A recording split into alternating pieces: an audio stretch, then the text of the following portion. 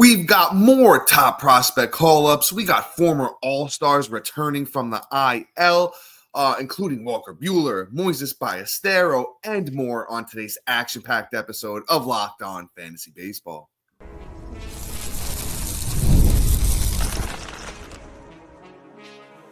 You are Locked On Fantasy Baseball, your daily fantasy baseball podcast. Part of the Locked On Podcast Network, your team every day.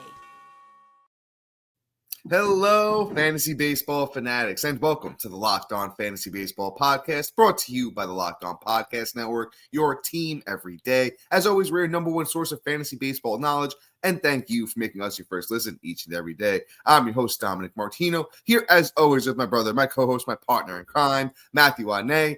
And if you're watching on YouTube and you haven't already, hit that little bell below. It's going to subscribe to the channel and give you notification every time we drop a new episode. Or if you're listening on the audio side of things on a platform like Apple or Spotify, that allows 5-star ratings and reviews. We would truly appreciate it if you do that for us. And then lastly, join us on the Insider's Track. On the Insider's Track, it's going to be that little competitive edge that's going to give you the advantage over all your league mates in your fantasy league. The link is in the bio wherever you're listening, watching, and it's available on any of our social media platforms. And all right, Matt, it's the time of week where we talk about IL stashes and prospect call-ups. Like I said, got a couple of all-stars coming off the IL soon, and a top prospect call-up in Moises Ballesteros of the Chicago Cubs. We'll be talking about him a little bit later, though. Matt, let's start with some IL stashes today. Let's switch it up a little bit. Yeah, it's nice to switch it up. I mean, we could talk about young prospects all day, but I mean, at the end of the day, you don't know what the outcome could be. It's just, hey, what can they be? A lot of if, ends, and it's fun, but these are the guys that have proven. So let's get into it. And we'll start off with Walker Buehler of the Boston Red Sox. I love Buehler. Started off the season actually really nice. Don't look at the overall season numbers. Look at pretty much like the last month. And he had a 3 ERA through 18 innings pitched. 3 wins, 15 Ks, and a 117 whip. Like, really fantastic numbers there. A little bit under the K per inning, too, on the season. 29 strikeouts to 33, innings pitched. And quite honestly, everything started coming together. He had a rough couple starts to the season, right? Like, he had an 8.31 and a 9 ERA. But everything else would have been pretty nice, right? Handled Toronto like a champ with 6 innings and 7 Ks and a 1.42 ERA. Handled Tampa Bay with, through 5 with 3 Ks and a 3.6 ERA. Absolutely demolished the White Sox, but who can't at this point with 9 Ks. And then even Cleveland, who's really good, had a 4.5 ERA through 6, got 3 Ks, got the win and a 1.33 whip with a quality start. Look, he's coming off a TJ and he's already starting to perform. Only 2 really bad games, in my opinion. That's really good. And I'm just excited to see exactly what this kid is going to be doing in the future and as he progresses. This what is his injury right now? Shoulder injury is concerning, but he's already throwing and doing bullpen sessions this week. So he's getting through the progression soon. I have a feeling he'll probably get like 2 to 3 rehab starts depending on the needs of Boston and things like that. But I would ultimately project him back by the end of May, maybe that first week of June, which is crazy enough. God, I don't even want to say it. Literally 2.5 weeks away already. We're Wednesday now. It's absolutely bananas. So Walker Buehler on the return, I just think that, hey, it's a good time to stash him as long as you're not like me and Dom that have ILs and then some's eating up bench spots like us, where you have 4 guys on the IL and then you got like another 3 guys just sitting on your bench. Then obviously you're not making this move. But if you have the ability to stash him, you have an open IL spot, I'm definitely doing it. Probably my favorite guy on the show, in all honesty, because I think the future is actually pretty bright for Buehler just based off of the small sample size. You're a little muted, my friend. It's always one of us to start off the show. I'm with you on Buehler. 53% owned on Yahoo. Obviously, he's over with those Red Sox now. And actually, manager Alex Cora came out and said that Buehler will likely return to the Red Sox against the Mets on the series that begins on May 19th. So he's right around the corner. A couple of bullpen sessions. Didn't even hear that. Let's hope those go well. Let's hope those couple bullpen sessions go well over the next few days here for Buehler. And then he could be back. Matt, you mentioned that he's been really good of late. Let's talk about those last 4 starts for Buehler specifically after those horrid 2. 24 innings, 22 strikeouts, 104 whip, 2.59 ERA, and batters were hitting 207 against Buehler over that time. I don't think we'll ever see the Cy Young caliber Buehler again, right? But can he be a low 3 ERA, around that K per 9, a nice whip. He sure can. So I think anywhere Buehler's owned and you have that IL spot, hopefully you do. As Matt mentioned, it's tough this time of year to stash guys on your IL, but if Buehler's out there, he is a very, very high priority at 53% owned on Yahoo. So he's out there in a decent amount of leagues.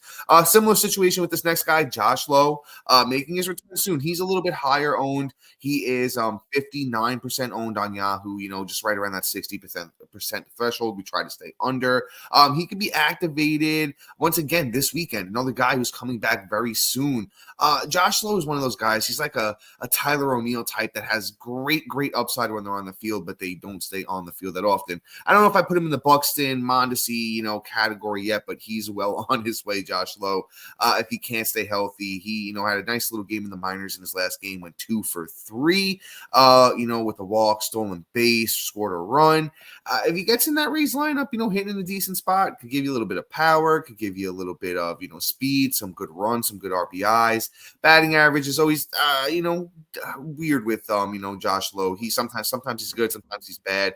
I'm never predicting him for, a stellar batting average, but I do like him. So, if he's out there in your league and you happen to need, a guy who could give you a little bit of pop speed, runs, RBIs, I go out there and add Josh Lowe, put him on the IL. He's, a very, very good player when he can stay healthy. Let's hope he can give us a little bit more than, a week at a time, though.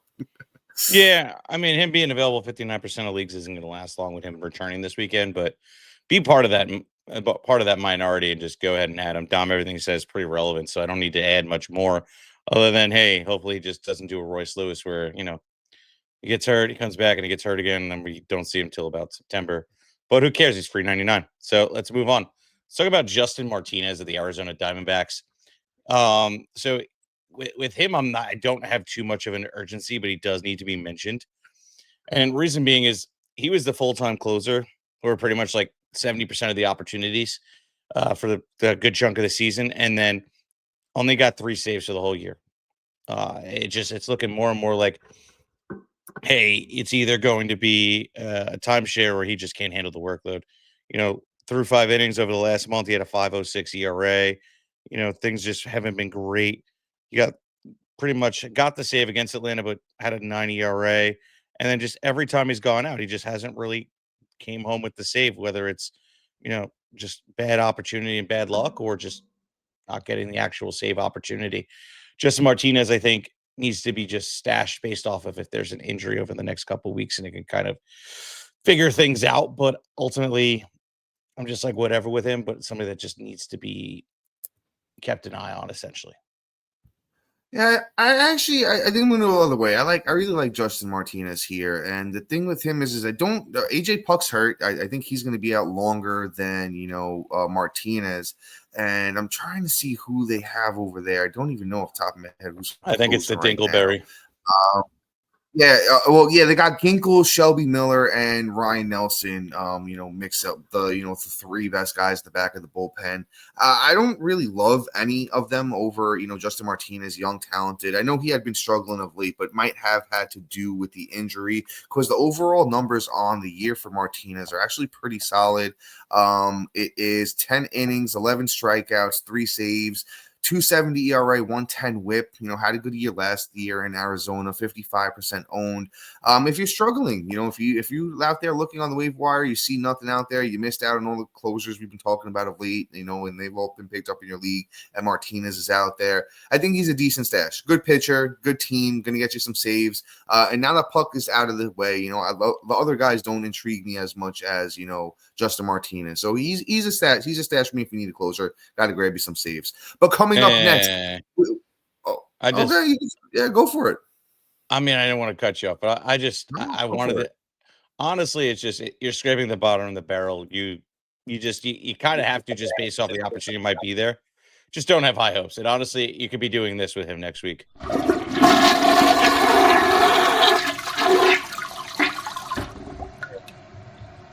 It can't be that simple where, wow, that's the longest. I got to cut the end of that out. But, it literally could just be where you're just flushing him down the toilet, down to the waiver wires pretty quickly right after he comes back from injury because he's not getting the opportunities. So just keep that in mind. And I wouldn't be burning an IL spot until, we're starting to hear that, it's close to getting back, or he'll be back this weekend against this series, etc. But Well, real quick on that note, he is facing hitters today, as you guys are listening to this.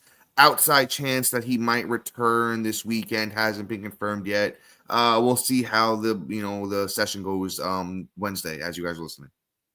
Yep. And again, that's, once we get that word, that's when I'm doing it, not a second earlier. But coming up next, we have some great names coming up. Finish up our stash IL guys like a Rhett Lauder, who I was loving before the injury started this season. And then some awesome, awesome prospects on the other side of it coming up next.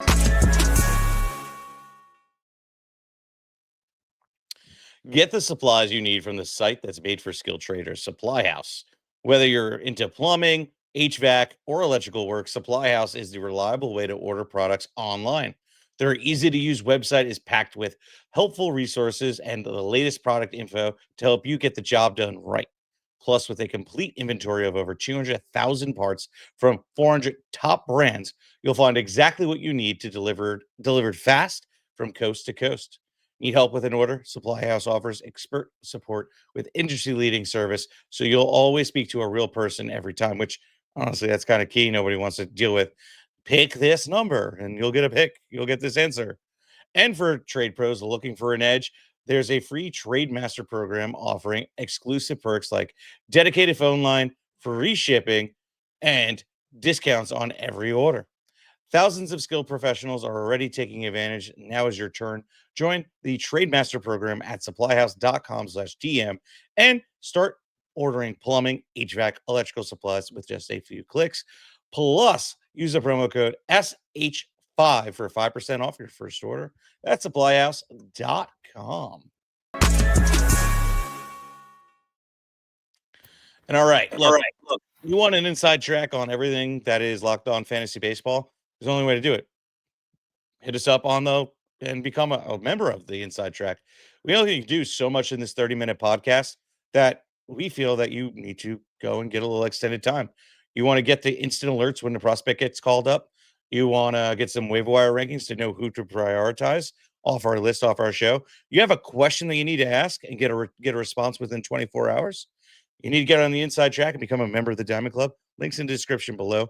Please check it out. Free 2 weeks also. So just a little extra bonus and a push that way. But let's get into it. Let's talk about this last guy, Mr. Rhett Lauder of the Cincinnati Reds. Lauder honestly has made me a little sad that he didn't start the season off. Dealing with some forearm issues. Essentially from May 12th, Lauder's forearm gave up 5 runs, 4 earned on 5 hits, and a 1 walk and a strike over 5 and 3 innings in his first rehab start on Sunday in High A Daytona. After covering 3 innings in his first rehab start, the rookie level Arizona Complex League on Tuesday, Lauder shifted his assignment to Midwest League on his second outing. Though he was capped at the 3 innings once again, Lauder pushed up his pitch count to 63, 45 strikes. Lauder final line wasn't especially impressive, though the victim of some bad luck on balls in play. As for 5 hits allowed were singles. Look, this is all his first, shot back at it. You know what I'm saying? Like, it isn't something discouraging. I kind of expect this when it comes to a guy that hasn't pitched in a while. Literally, he's barely even had a spring. So let's put it that way. But I have some hopes. Last season was impressive through the 30 innings in the bigs. 30 innings, 22 strikeouts, a 117 ERA with a 127 whip. Whip was a little high for my taste, but at the end of the day, he's still a rookie. And with 30 innings, there's still so much more to peel back in the layers of that onion. He has good stuff, not going to have a knock your socks off kind of fastball, but gets great movement on it, gets great movement on his off speed pitches, doesn't allow guys to barrel. And he just has a plethora of pitches, forcing fastball, slider, sinker, changeup that I think we really didn't get to see this season. I'm kind of excited to see what this kid's going to put out on the line. Yes, he comes with a disadvantage of pitching in the Great American Hitter Park, but ultimately, I think that Lauder actually has some serious upside and could be a very shifty and very impressive pitcher come end of year. So I'm not stashing him today, but one more rehab start, and I start hearing whispers of him coming over and getting activated in a week or two. that is when I'm pressing the trigger onto getting him on my team. Yeah, man, good call on Louder here. Had an impressive showing across the 6 starts last year. When he got the call to the bigs for the first time with the Reds. A little tough start, but you mentioned it. Here in the minors, he's got to get things back on track. He's got to get used to just being back out there. I'd say about 3 more rehab starts, depending on how things go here. Early June, mid June, I think is the time we'll see. Around the time we'll see Louder. 5% owned on Yahoo. That's the reason we're bringing him up here. Your deeper league guys, your 15s, your NL onlys, those type of situations. You might not have anything to stash in those types of leagues where you have more teams, more players rostered, and stuff like that. So I think in those kinds of situations it might make sense, but your shallower leagues, you might want to just ignore this one. Throw Rhett Louder on the waiver on your watch list, and then when the time comes where he's getting closer, he looks a little bit more sharp, then we'll add him. But for now, in your deep leagues, yeah, it might be time to look his way. But otherwise, you hold off for now. Let's move on to another young pitcher who's making his way back. I'm actually excited about this guy. Sawyer Gipson-Long of the Detroit Tigers. Man, haven't talked about him. I want to say 2023. I'll double check myself here in a second. But yeah, he has not pitched in a while. He's on his way back. He's actually scheduled to make his second rehab start, moving up, a level here. His first one struck out 2 batters over 1.1 scoreless innings, 3 hits, no walks. This kid's got talent, man. He's got good stuff. As I talked about, he got the call a couple of years ago, and it was 2023. And he was solid, had some good showings. 4 starts, 2.70 ERA, 20 innings, 26 strikeouts. Had a 110 whip, a 3.16 FIP, which is fielding independent pitching, ERA indicator, was pretty solid. He's a little bit older now, 27, a couple years removed. It's going to take some time. Once again, this is for your deeper league guys, your AL onlys, your 15-mans. Was coming along, over, his career, but really made some changes going into that 2023 season, which made him relevant. Keep your eye on him now. 1% rostered. Like I said, deeper league play here. Just throw him on your watch list too. Just on your watch list as he gets closer, builds up. Detroit's been really good this year. They're very good with pitching, as we know. Mize has been great. Schoolboy, look what he's doing. And I think they might have something here with Gipson-Long. But like I said, this one's for your deeper league guys. Yeah, I mean, you said it well. I just, how do I put this? I'm not like the biggest fan of him, in all honesty. I look at him and I go, okay, like he could have some upside, but you look at his passing, you just go, it's okay. It's just okay. But for those deep league cuts, great call for our shallow leagues or even our 12-man leagues, which like pretty much the standard, size league. I'm probably not really looking his way until he's back in action. And then I want to see a little bit more. I'm not a guy I'm really running out and trying to stash. But let's start talking about some prospects before I hit this break. Let's talk about Moises Ballesteros. I finally got that one right. But playing for the Cubbies, I'm surprised they called him up, especially since he's been a catcher. They have 2 catchers actually performing right now. So it looks like he's going to play DH and then get some catcher work in. I don't know how long that's going to last or if he's going to get platooned or if somebody's going to lose their job. But Ballesteros has some serious upside. If you don't know who he is, let me inform you what he is. So, 2024 through 79 at bats, my guy had literally 5 home runs, 14 runs, 4 doubles, 16 ribs, and batted 317 the year before. I apologize. Read that way wrong. That's Arizona Fall League. So in 24, he actually had 454 at bats, 57 runs, 24 doubles, a triple, 19 bombs, 78 ribs, a stolen base, and batted 289. He honestly, in the minors, has had a career batting average of 288, has really handled himself really nicely. Walk to strikeouts aren't atrocious. Looks like he has power. You look at what Fangraph has him ranked as 40 out of 50 game power, raw power 50 out of 50. Not a guy that's going to steal bases at all, but has a great hit tool. I like him. I think that he can show out in the bigs. It's just a matter of, he's going to have to preform big time in order to keep a spot. And that's the key part because the Cubbies are playing really good right now. And he's going to have to fight for every inning and every play that he's going to get an opportunity to play. And I don't know if he can, being a rookie, or I don't know if we're going to be able to get consistent production from him in order to see it pan out on the fantasy, scoreboard for us at this point. So just maybe add him, but also be weary. And I won't be surprised if you're also complaining tomorrow that, oh, he's not playing again. No crap, because my guy is just has to fight out two catchers that are performing. And you'll hear Dom's side of this coming up right after this, which I'm sure you're going to want to hear that. Stick around.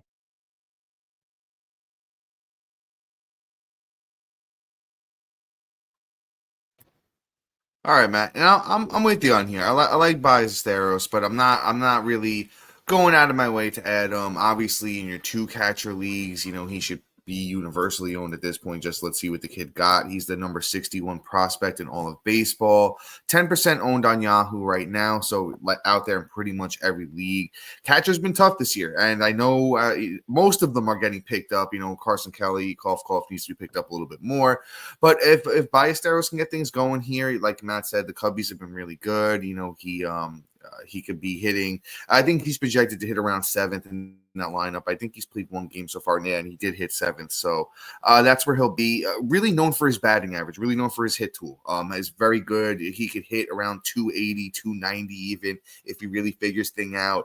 A little bit of pop, not going to steal bags, but, at the catcher position, it's really tough right now. He should be universally owned in every two catcher league out there. Let's move on to this next guy, though. A fun name to talk about, Justin Crawford of the Philadelphia Phillies. Absolutely love this kid. It's Carl Crawford's son, if you're not familiar. I love when it's all the bloodline, the family, they're like, these kids are made to play baseball.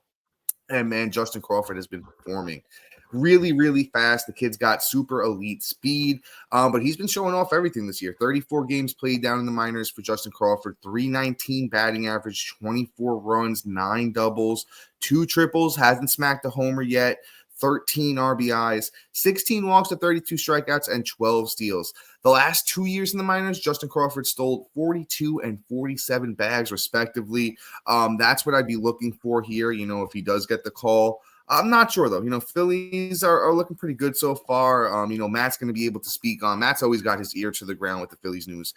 So you know what, Matt? I'm actually going to pass it your way because I don't have too much else to say. But if you play in like a dynasty keeper situation and by some weird chance this guy isn't owned or, you could even look to trade for a guy like this because I think there's a lot of upside here, especially somebody that has it running in the bloodline. Yeah, I mean, I don't know how to put it. I don't know if this dude is actually going to be on the Phillies by the time that we even have an opportunity to see him play in the bigs. I think he's going to get traded, in all honesty. There's a lot of talk of it. And honestly, too, I mean, like, in terms of fantasy outlook, for me at least, and how I'm approaching Crawford, I'm approaching him as he's going to be essentially a stolen base guy that hits really good average that could put in about 12 home runs in a year. But on a lineup where I don't foresee him actually leading off, probably hitting lower in the lineup, and not really being able to really live up to the expectations that I think we're all going to have. I think that if anything, if he gets moved, it's going to be better for him and I'll have a better outlook on him. Do I think we see him this year? Maybe in September, depending on the team. Like if he goes to the White Sox, where I'm hoping that, the Phillies go out and get, Luis Robert and add to that awesome, batting order. That'd be absolutely incredible. But we'll see. I just don't think his debut is going to be on the Phillies at the end of the day, which quite honestly, for fantasy, that's the better outlook than anything else. But then it's going to change call-ups and everything else. So just stay tuned.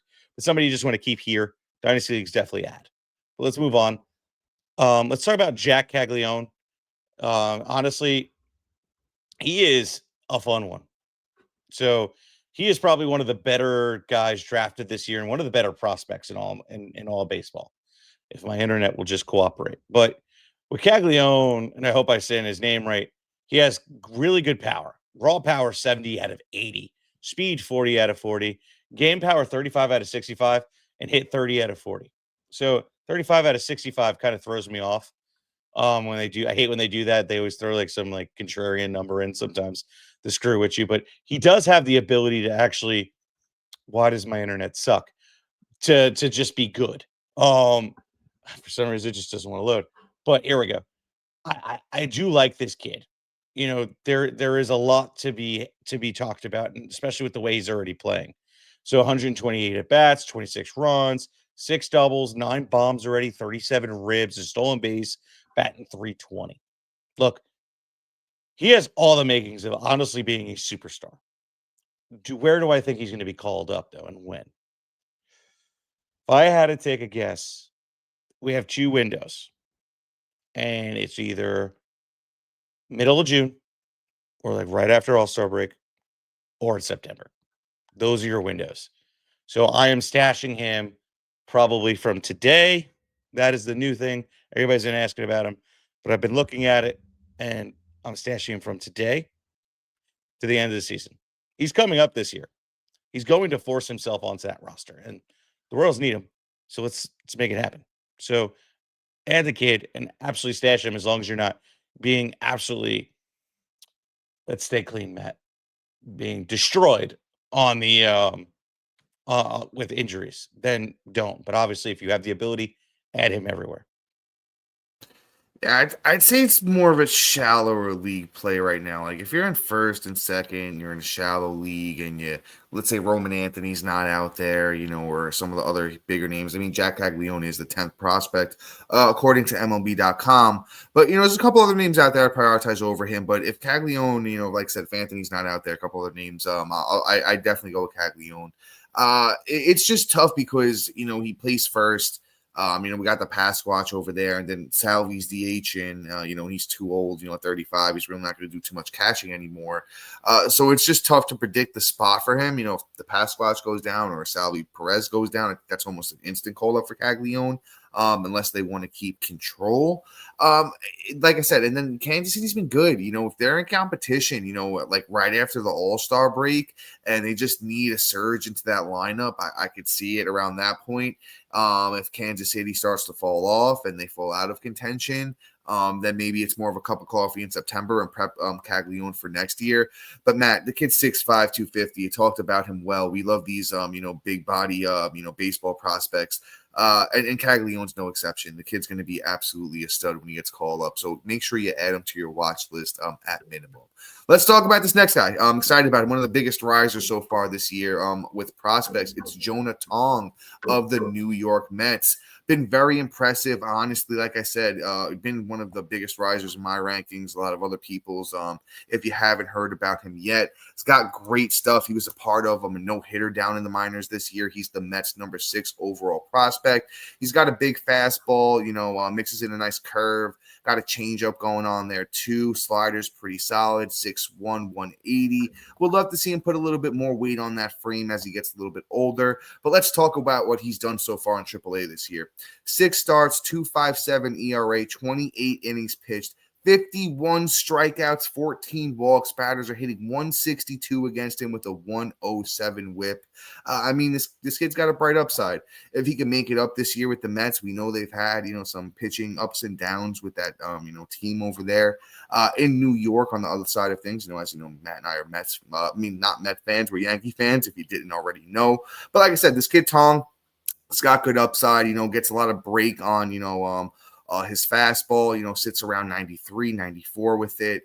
And then, he's got that good breaking stuff, as I mentioned as well, with that curveball that's got, about like 65 inches of drop. So it's a nice, change off of the fastball. And as I mentioned, he's got a changeup as well.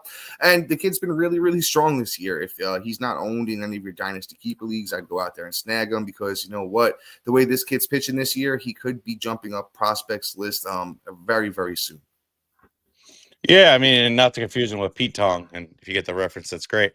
But I love this dude. Quite honestly, 55 out of 55, great fastball, slider 40 out of 45, curveball 55 out of 50, changeup 40 out of 50, and even his command is pretty highly ranked. The kid's interesting. Dom, you said it well. Like, he could be a guy that's shooting up prospect boards like crazy.